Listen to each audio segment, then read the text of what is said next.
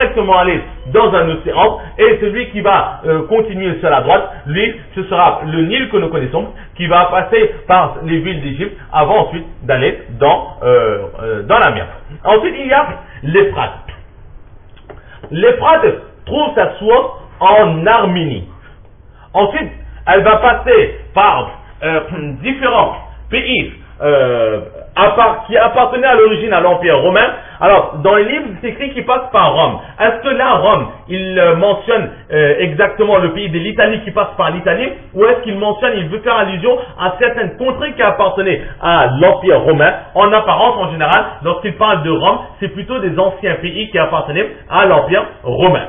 Ensuite, il va passer par un endroit qui s'appelle Martia, ensuite Shimshar, ensuite plusieurs endroits, plusieurs villes, plusieurs contrées qui sont mentionnées jusqu'à arriver en Irak.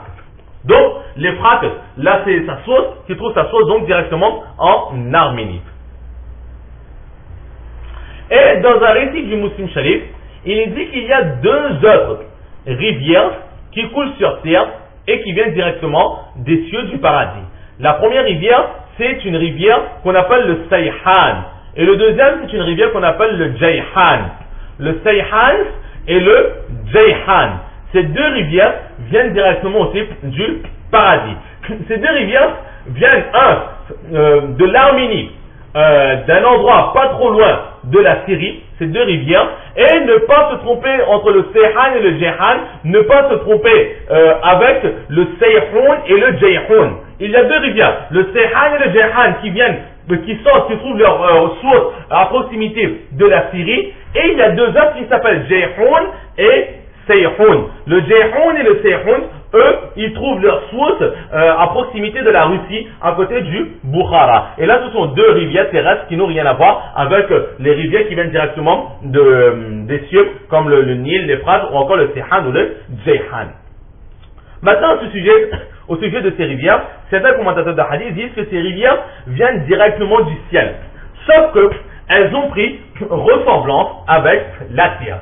Exactement comme la pierre noire, qui est une pierre qui vient du paradis. Ou encore le Maqam Ibrahim, qui est une pierre qui vient du paradis. Ou encore en Madina Munawwara, nous avons cette partie du paradis qui se trouve de la mosquée du Saint-Prophète sallallahu alayhi wa sallam.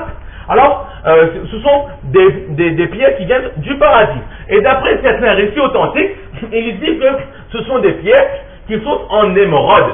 Mais lorsqu'ils sont venus sur cette terre, Allah subhanahu wa ta'ala a caché leur éclat. Pourquoi? Parce que si Allah n'aurait pas caché leur éclat, alors l'Orient et l'Occident auraient été illuminés matin et soir par la clarté de ces pierres. Il en est de même pour le Rawzatul Jannah à Madina Munawwara.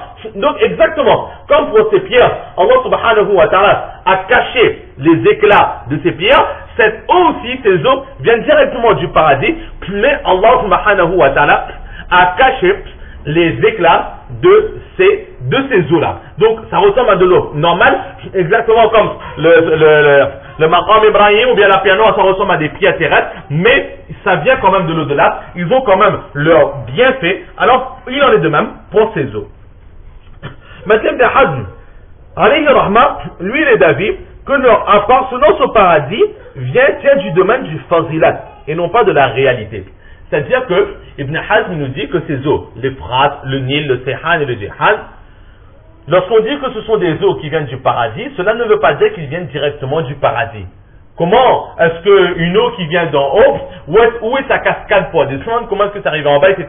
Non, ce n'est pas ça. Mais Allah veut parler, veut nous faire comprendre que ce sont des eaux qui ont une certaine particularité. Exactement comme par exemple l'eau de Zamzam, en la buvant, alors Allah il a mis la guérison dedans par rapport aux éléments qui se trouvent dans cette eau. Alors il y a beaucoup de bienfaits. Lorsqu'on dit que l'eau du Nil et de l'Euphrate, etc. viennent du paradis, cela veut dire que ce sont des eaux qui sont très très riches. Et qu'en buvant ces eaux-là, alors Allah nous accorde énormément de bienfaits pour notre corps. Là c'est l'avis de Ibn Hazm.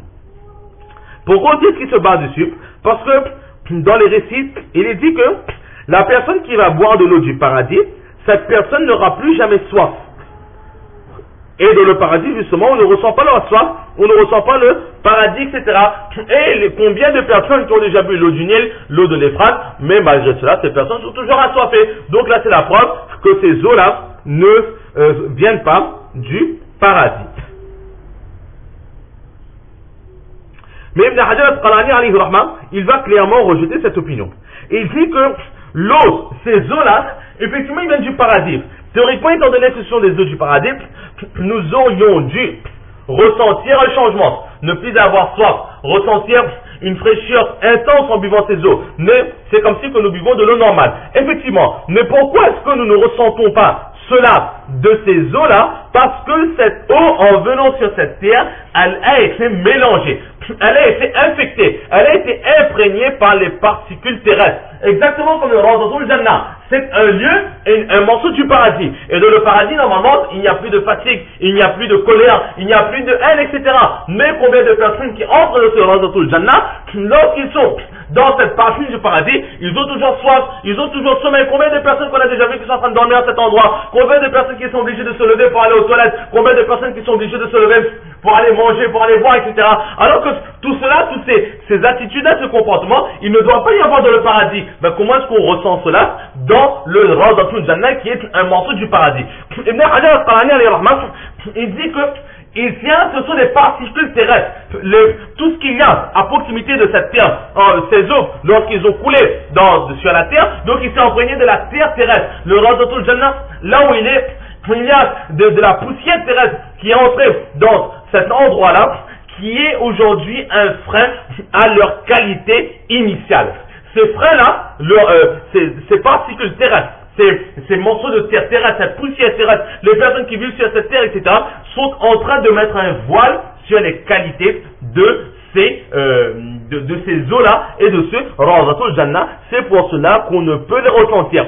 Mais si Allah, il purifie cette eau, il enlève tout ce qui est terrestre de cette eau et de ce Rawdatul Jannah, alors là, nous verrons que vraiment cette eau, c'est vraiment une eau du paradis. Et en entrant dans ce paradis Rawdatul Jannah, on aura vraiment l'impression d'être dans le paradis.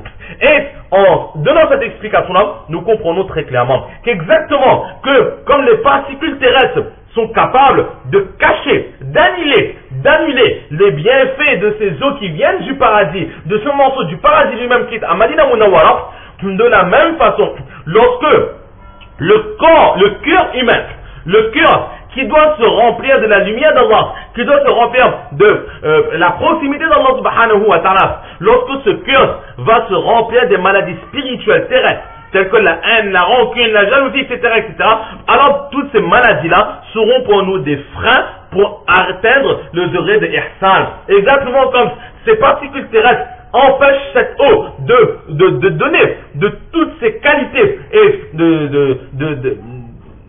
d'assouvir à la soif de tout un chacun, d'annuler, d'effacer la soif de tout un chacun, alors exactement ces maladies terrestres qui sont dans notre cœur sont un voile sur les yeux de notre cœur qui nous empêche de contempler, de pouvoir contempler Allah subhanahu wa ta'ala. Là, c'est une relation que l'on peut faire aussi, ça rapporte à cette explication. Donc voilà ce qu'il en est de ces quatre fleuves, donc deux dans le paradis et deux sur la terre, le Nil et l'Euphrate. Ensuite, le prophète sallallahu alayhi wa sallam, il continue. Il dit, ensuite, sur moi était rendu obligatoire 50 prières. Je les ai acceptés, jusqu'à ce que je suis redescendu à Hazrat Moussa, le 6e ciel. Maintenant, pour retourner sur terre, il faut redescendre jusqu'au 10e ciel. Le 7e, 6e, 5e, 4e. Mais à peine qu'il est arrivé au 6e ciel, Hazrat Moussa l'attendait. Et là, il va dire, Ma sana'ata, qu'est-ce que tu as fait? Alors, je lui ai dit, que Allah m'a accordé 50 prières obligatoires. Et là, tout de suite, Hazrat Moussa va dire, oh prophète d'Allah, tu es jeune. Je suis encore très jeune. Moi, j'ai vécu très longtemps avec mon peuple. J'ai vu toutes sortes de personnes passer devant moi. J'ai beaucoup plus d'expérience que toi. Et je peux t'affirmer, je n'ai cessé d'inviter et d'essayer de corriger les gens de Bani Israël. Mais ce sont des êtres humains. Et les gens de ton peuple aussi, ce sont des êtres humains. Et ils ne pourront, les gens de ta communauté, ne pourront jamais supporter l'obligation de 50 prières par jour. Ils ne vont pas faire ce qui amènera sur eux la colère d'Allah. Alors, farja ila rabbik, fasalhu. Va, retourne vers ton Seigneur et implore-le de diminuer le nombre de prières. فرجعت. Le prophète sallallahu alayhi wa sallam a dit فسألته. Je suis retourné, j'ai questionné, j'ai demandé à Allah de diminuer. فجعلها 40. Allah il a diminué de 10.